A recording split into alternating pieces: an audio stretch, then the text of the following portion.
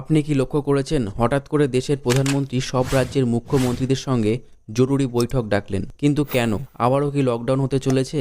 আবারও কি school, college, office, আদালত সবকিছু বন্ধ হয়ে যাবে? হ্যাঁ, ঠিকই শুনেছেন, ভারতে এবার হতে চলেছে এনার্জি লকডাউন। এটা কি সত্যি নাকি গুজব?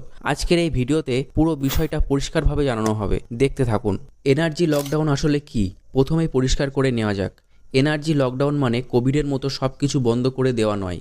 এটা হলো দেশে বিদ্যুৎ ও জ্বালানির ব্যবহার কমানোর জন্য কিছু কড়াকড়ি নিয়ম চালু করা। মানে আপনার দৈনন্দিন জীবন চলবে, কিন্তু বিদ্যুতের ব্যবহার নিয়ন্ত্রণে থাকবে। এই আলোচনার হঠাৎ কেন শুরু হলো? এর পেছনে বড় কারণ বিশ্ব রাজনীতি এবং যুদ্ধ পরিস্থিতি, বিশেষ করে পশ্চিম এশিয়ার চলমান যুদ্ধ পরিস্থিতি, যেখান থেকে বিশ্বের বড় অংশ তেল ও গ্যাস আসে। যদি এই সরবরাহ ব্যাহত হয় তাহলে জ্বালানির দাম বাড়বে এবং ঘাটতি তৈরি হতে পারে।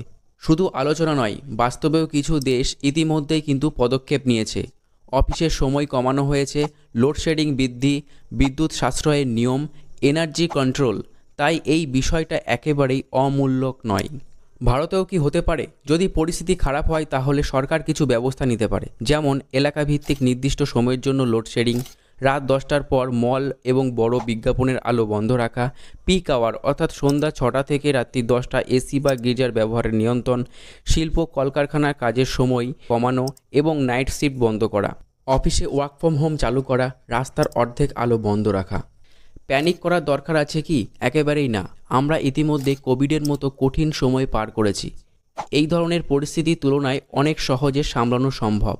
এনার্জি লকডাউন হোক বা না হোক, এখন থেকেই যদি আমরা সচেতনভাবে বিদ্যুৎ ব্যবহার করি তাহলে ভবিষ্যতে বড় সমস্যাকে সহজভাবে এড়ানো যাবে। আপনার কি মত? এই ধরনের নিয়ম চালু হওয়া উচিত? অবশ্যই কমেন্টে জানাবেন।